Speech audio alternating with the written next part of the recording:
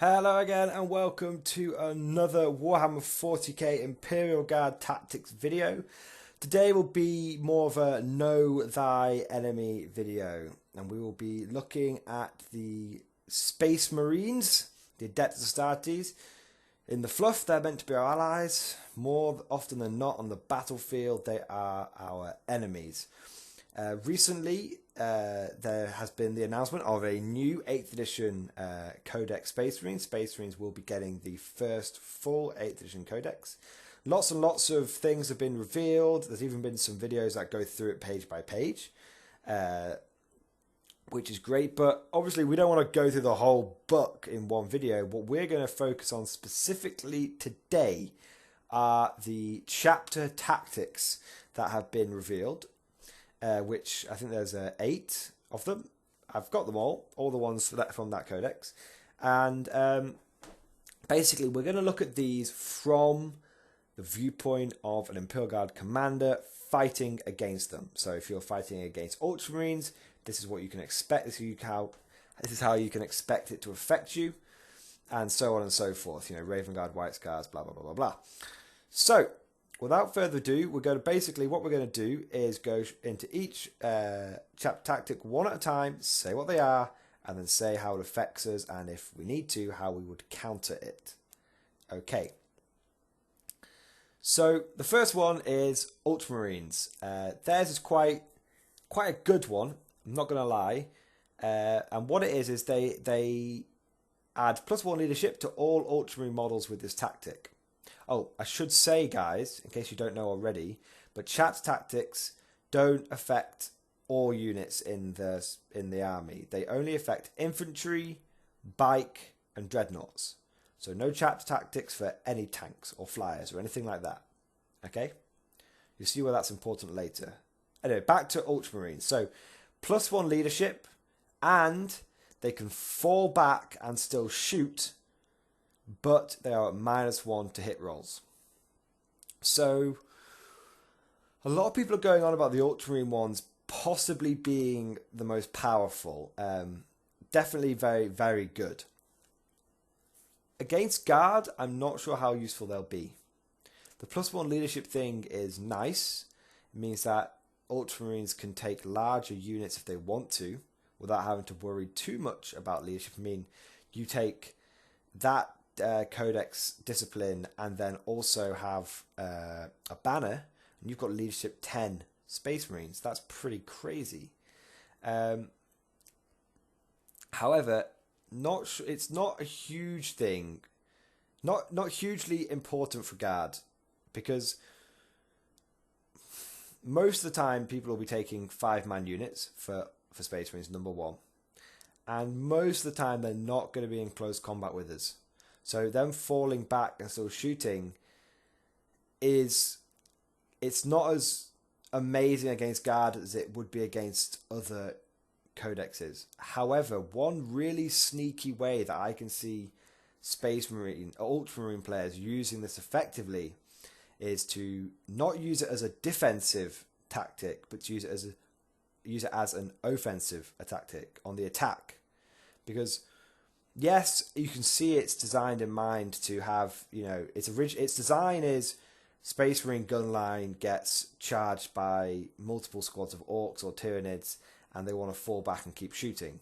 That's how it's sort of initially designed.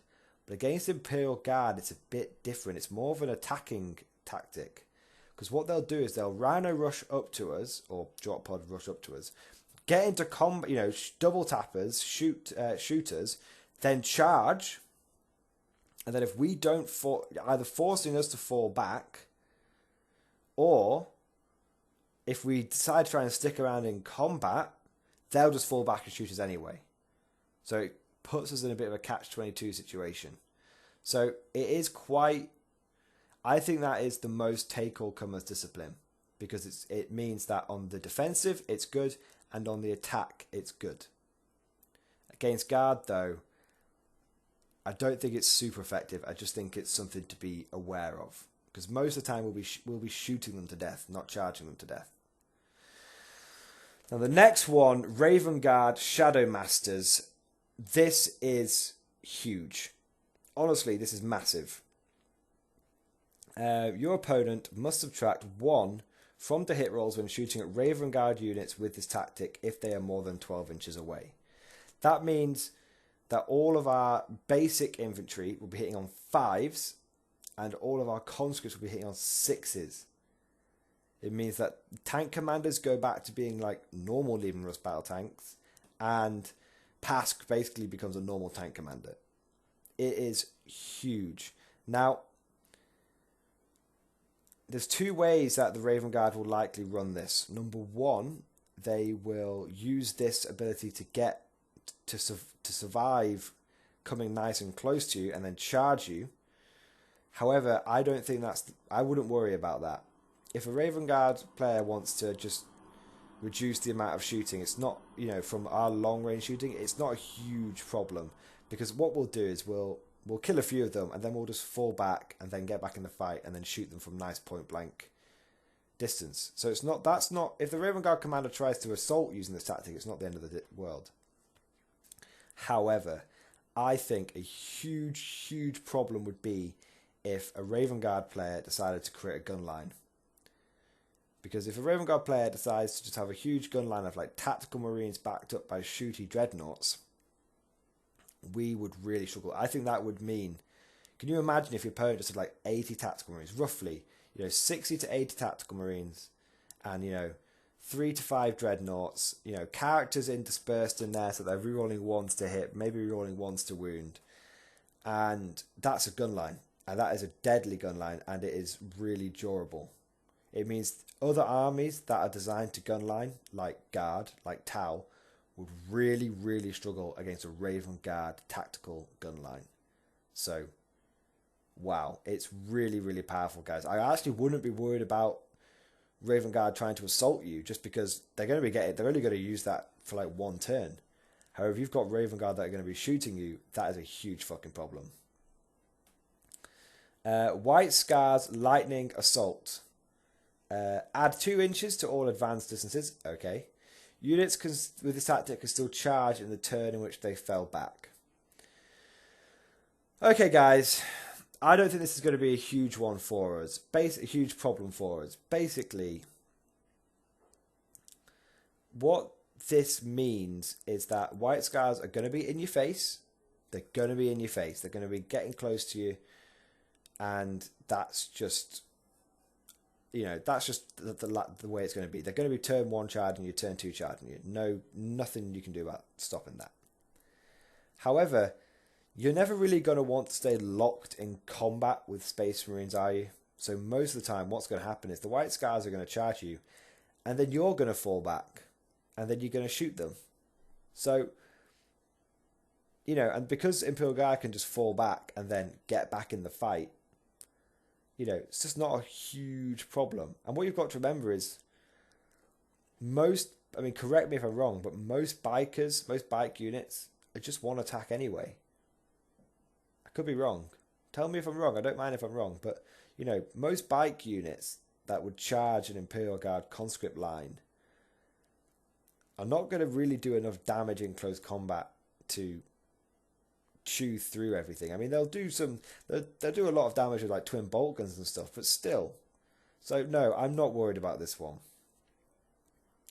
Black Templars Righteous Zeal. You can reroll failed charge rolls for this units of this tactic. This is an interesting one, but I think it suffers from the same problem as White Scars. Okay, which is we don't really care if we get assaulted. I mean, I'm talking about if you're rocking 150 guys. We just don't care if we get assaulted. It does mean that the Templars are more reliably going to get into combat with you. It means they're just going to keep coming and just keep charging and charging, and they're just going to keep chopping you up. And I think if a Black Templar army was to, it's going to be a war of attrition with the Templars, basically. They're going to keep charging you. You're going to keep shooting them, and it's just going to be who can out-attrition the other one. But considering Imperial Guard are generally the masters of attrition warfare, doesn't seem too much of a problem. My overall advice with dealing with these assaulty Space Marine armies would be to have the double wave tactic. where you have one wave at the front, which is sacrificial. It's going to get chopped up. We don't care. The second wave behind is the one that's going to do all the shooting. And then behind the second wave of infantry, you're going to have your tanks and stuff. That's how I've done it so far, and it's been absolutely brutally effective against all assault armies that I have faced. Iron Hands, the flesh is weak. This is a really simple, really interesting, quite good. Not amazing, but quite good. Each time a unit loses a wound with this tactic, roll a dice, and on a 6, the damage is ignored. Basically, good old-fashioned Iron Hands. 6 up, feel no pain. I think this one's gonna... I think you're going to come across, as a guard commander, you're going to come across this one more often than Righteous Zeal and Lightning Assault of the White Scars and the Black Templars. Because Iron Hands are going to try and shoot you to death. That's what they do. So basically it's just going to be, it's going to be a more resilient gun line. And 1 in 6 Marines that you kill you're not going to kill him. So, it's quite useful. It just makes Iron Hands a little bit more durable. And like I said, as an Imperial Guard commander, you're probably going to be affected by that one more than you're going to be affected by the other ones. Because I guarantee it, how we all know this, Guard commanders, we all seem to share the same luck. How many times has your opponent just had to roll that 6 up and they make it? It's going to happen with this all the time, isn't it? Our opponents are going to have great luck, and it's just going to happen to them all the time. Next one, Imperial Fist Siege Masters. Enemy units do not receive the benefit of cover from shooting attacks from units with this tactic. Also, reroll any failed to wound rolls against attacks targeting a building. Okay, the building ones isn't a huge one. I don't know many. I know some people have a massive hard-on for fortifications. Fair enough to you. But generally speaking, they're not that great in 8th edition. Interestingly, a lot of people on the internet have been saying that the Imperial Fist one is a bit poo. Units do not receive the benefit of cover from shooting attacks. Against Imperial Guard, I actually think that's really good. The reason I say this is because, yeah, it's not going to be a huge deal against big blobs of conscripts because, you struggle to fit all your conscripts in cover. But it is going to be a huge deal for them targeting our heavy weapon teams. People love taking heavy weapon teams and just filling a ruin with them. Well, Imperial Fists they're going to hurt you if you try and do that. Also, I don't think a lot of people have taken into account is a lot of people like to put their characters in buildings. Commissars and stuff, just in case. Imperial Fist snipers, they still get this rule. They're still infantry. Imperial Fist snipers don't care. So interestingly, I would say that the best Space Marine snipers in the game now are Imperial Fist ones. Which is kind of interesting. I know it's kind of ironic considering they're meant to be like bolter gun line sort of tactics, but Imperial Fist snipers are actually really good now for sniping out commissars or Yarrick or Harker. Also, if you've got a bunch of people are going on and on about Rattlings being amazing. Well, Rattlings have only got a 6+ save outside of cover. Imperial Fists are just going to demolish them. In fact, interestingly, against just on a wider perspective, most snipers in the game aren't very good without their cover saves. Even Space Marine snipers only get a 4+. So, Imperial Fists are really good at dealing with snipers now. And their own snipers are really good with dealing with enemy units. So, a lot of people are poo-pooing them, but against Imperial Guard, I actually think Siege Masters is a really good tactic.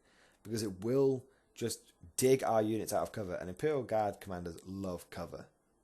So they're taking away one of our main bonuses. Anyway, the last one is the Salamanders Master Artisans. And I think this one is amazing and really good. You can reroll a failed single to hit roll and a single to wound roll each time a unit with this tactic shoots or fights. Holy smokes, guys.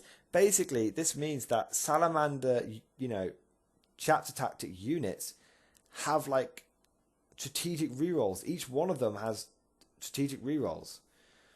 how I imagine this is going to be used is you're going to see a lot of 5-man Salamander tactical squad units or similar, and they're all going to be rocking a las cannon or a missile launcher, and they're just going to be, oh, I need to hit, got a 2, re-roll it, I made it. Oh, got a wound, I made it.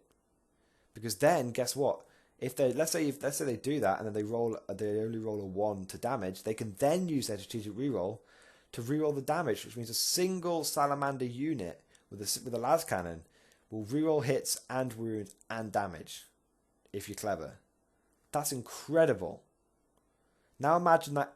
Now imagine someone takes 5, 6, 8 tactical squad units with las cannons, melter guns. That's really powerful. Again, that's really powerful to create an effective Space Marine gun line. Again, kind of like with the Raven Guard Shadow Masters, that really encourages gun lining tactics, because you could just have rank upon rank of, or should I say squad upon squad, 5-man squads with, a las cannon or a melter gun, and behind that have dreadnoughts with las cannons or missile launchers. And that means every one of those units, every single turn, will be rerolling hits, rerolling wounds. And that means the Salamanders don't even really need characters to give them those rerolls, because they've kind of already got them. They can use characters instead to boost their leadership, make it so they're less likely to run away. I think it's really powerful, guys. I think it's really, really fantastically powerful. And I think it's one that we need to worry about as Guard players, because it means that armies like Salamanders, armies like Iron Hands, and armies like Raven Guard will all be able to gun line on the same sort of level as Imperial Guard. Raven Guard will be able to produce the most effective gun lines on Guard when facing versus Guard. I would then say that Salamanders will be able to create the next most effective gun line, because they're just going to get so many rerolls.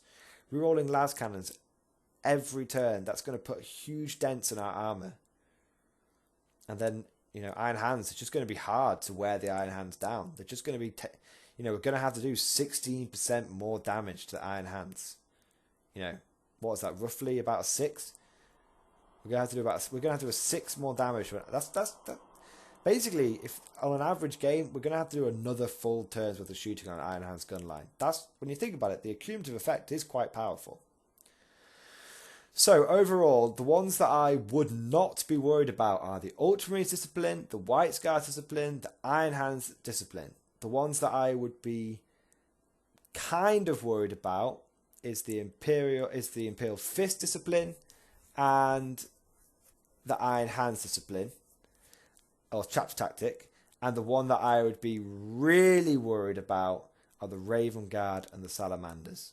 They're going to be able to produce some really effective gun lines, guys. Really effective. So, tell me what you guys think. Am I on the button here, or have I missed the mark by miles? Hopefully I've got it right. If any of you guys have unfortunately or fortunately faced off against these new chapter tactics, please leave a comment. Share that knowledge with your fellow commanders. We need to learn how to beat these guys. So, thank you for watching. I hope you've enjoyed it, and I'll see you guys next time.